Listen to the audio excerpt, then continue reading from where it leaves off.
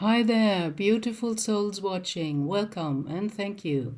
I'm Gabrielle, retired medium in Germany, and I like to share some of my otherworldly experiences and insights. So, it's 4:30 afternoon in Germany, raining cats and dogs the whole day, so I have to put on artificial light already at this hour.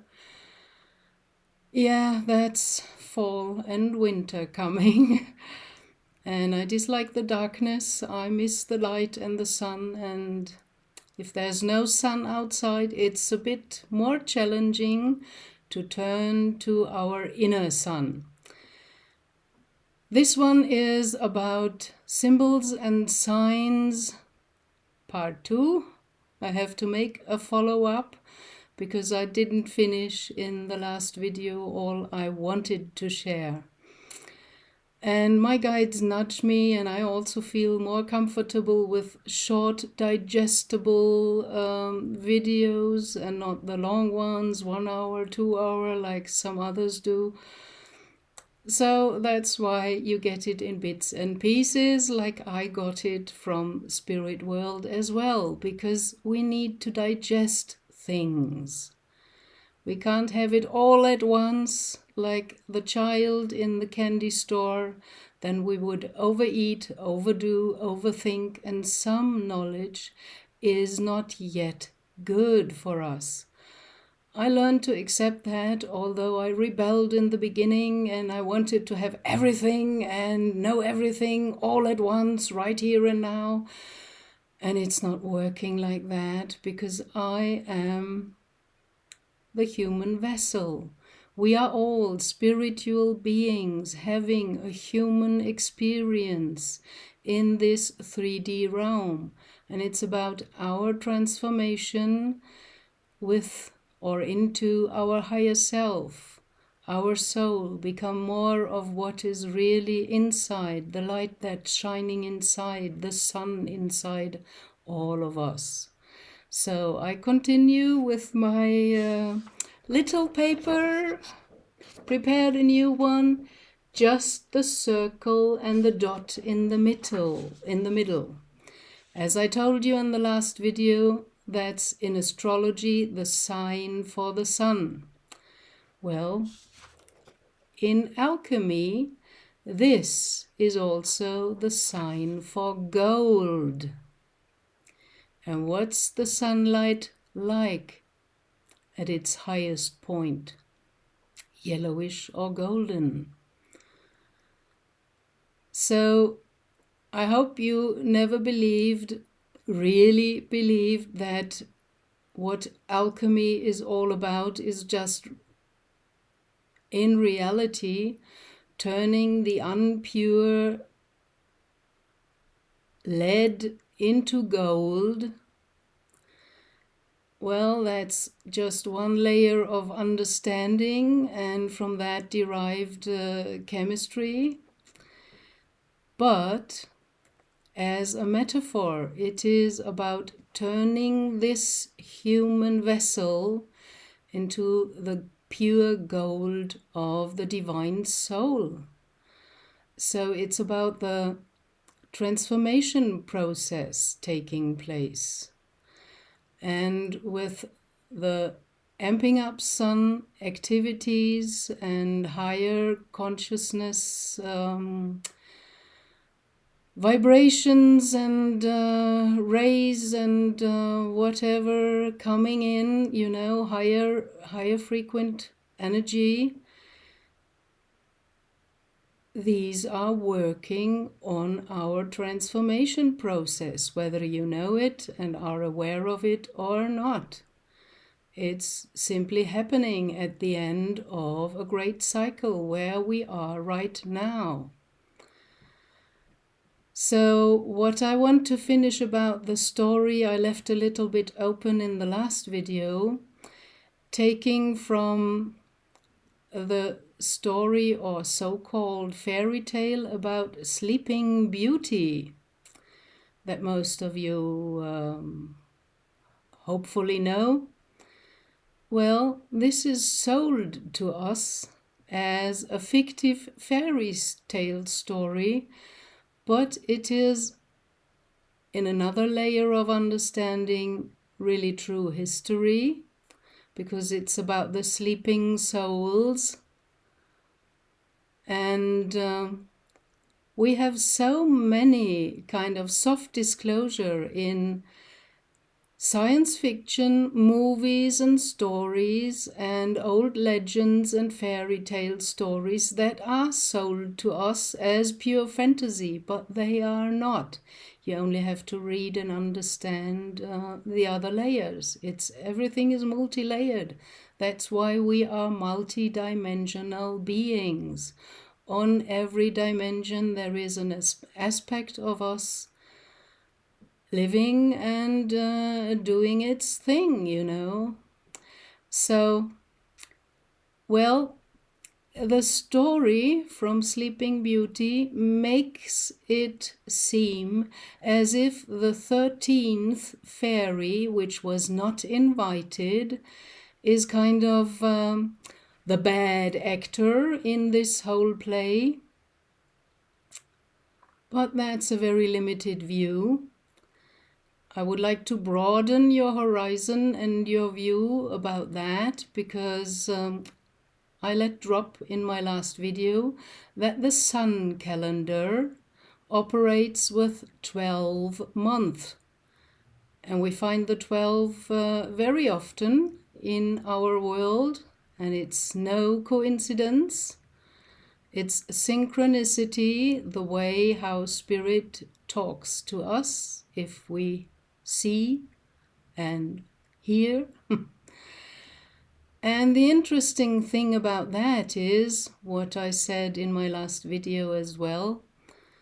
Well, only working with the sun calendar and the 12 month, we have to make adjustments every few years. And it's not really smooth going. But if we go with the moon cycles, then we have 13 months. And that associates with the 13th fairy in the story of Sleeping Beauty. And as the moon is representing the soul and the feminine, which is kind of funny because in German language the moon has a male article, which I just don't understand and feels totally crazy to me, and the sun has got a feminine article. In French language it's la lune, so it has the female article, which feels right, and the sun has the male article. So there is so much hidden everywhere, and we can stumble upon that or dwell a little bit and ponder and dig deeper. So the 13th fairy, made to be the kind of bad person in the whole story, is the representation of the feminine. What does that tell you? It's not the bad guy, it's the repressed that was not invited to the feast of the princess's birthday. And of course she was angry. Would you not be?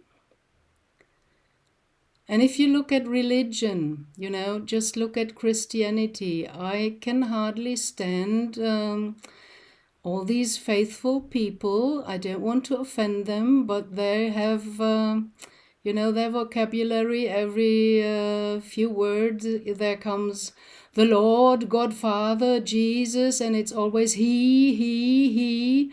And look at our authorities, they're mostly men, very often bitter old men, and they are ruling us. And the few women that are kind of ally women have to be worse than the men to play in their game of patriarchy. So the repressed feminine part of our soul and of the Godhead is coming back, dear ones, and it's needed, because It's one half of the whole. To complete everything and to become one again like this, we need the other half. And I find it very interesting that the Catholic Church had to make Mary Magdalene, who was the wife of Yeshua, and they had children, and he never died at the cross. He went to India, he got initiations from all over the world. Yes, you can feel offended now and can switch off. No problem. We can agree to disagree. At least I can. And I hope you can as well. There is so much more to all the stories, and we have just no idea. We are programmed, manipulated, brainwashed, conditioned, and we are trained to think in certain ways.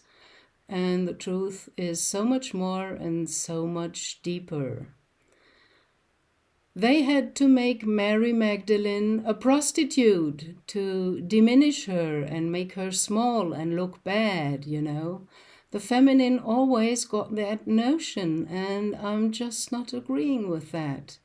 It was not Eve, the bad person, who took the apple from the snake in the Garden of Eden.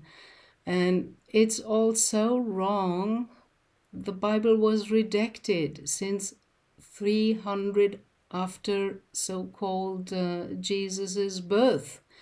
So who redacted the Bible and for what reason? It were always the ruling forces, and they were redacting to their own advantage. So that's why you can't take the Bible as the word of God.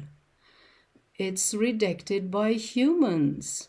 There is still a lot of wisdom metaphorically in there, and well, if you can find them, lucky you. Sometimes you need some advice to look at special things. I told you also that if you make the cross in the cycle and you get the 4 elements, every element is, like everything in our universe, conscious. So the air, the wind, fire, the element earth and water, these are conscious kind of beings or forces. And what do you think, for example, about the story of Jesus walking on water? What do you think that means? Do you really believe he walked upon water and was able to levitate? Yes, maybe. That already broadens your horizon a little bit, but it is a metaphor. This story only shows that Jesus was able to master the element water, and he had the initiation of that element. That's why he could walk upon it, above it. And water is always in our dreams, as the soul speaks in pictures, not in words and language. It speaks in imagery, which is colors, aka light, and vibration, which is sound or feeling, because you vibrate when you have a feeling. So he mastered that element. That's what the story of Jesus walking upon the water is really meaning. And there are some other layers that I even haven't discovered, and I know that there are more. And I'm just like you, trying to find my way, and I think I found some good pieces that led me the right way. I considered myself a seeker for a long time, and I seeked here and there and outside of myself, of course, because we are all misled to do that. Until I found it's all inside, already here, and I only have to turn inside. Yeah, that's it. And then I came across a very interesting sentence. probably shoved into my head by my guides. And that was after being a seeker for a long, long time and not really feeling certain and not knowing what to do, where to go, and what's the process, and what's it all about. I came across the sentence, seeking ends when sharing starts. So now I know why I have to make this channel and share. That's it. It's all inside. And there's another story about Yeshua, Jesus. That's the story when he had to come back to Jerusalem with his wife and, no, it was Joseph. Oh, now I'm confused. But there is also a story of Jesus riding on a donkey. I remember that. And what do you think does that mean? It's also a metaphorical hint, because the donkey is from the animal kingdom and represents our human vessel with its good and bad sides, because we have both. And as the donkey is known to be very stubborn, our ego mind, our human vessel personality sometimes is very stubborn and is connected and associated with the element earth, one of the 4 elements where you have to be initiated into to master it. So riding on the donkey means he mastered the ego and the element earth, and he had the initiation of the element earth. So a lot of all these stories that are sold to us as long ago in the Bible and not being really true or just a story or as fantasy, fairy tales or science fiction, there is so much hidden truth in there if you could only see and feel it. I was able, with the help of my guides, to find a few of these nuggets, and that's why I share them with you, to just give you another viewpoint or broaden at least your horizon a little bit, to dig a bit deeper and have just another viewpoint. So that's what I wanted to share today with you. Thanks for watching and listening. Blessings, love, and light for you onto your soul path, dear beautiful souls. Thanks. Bye.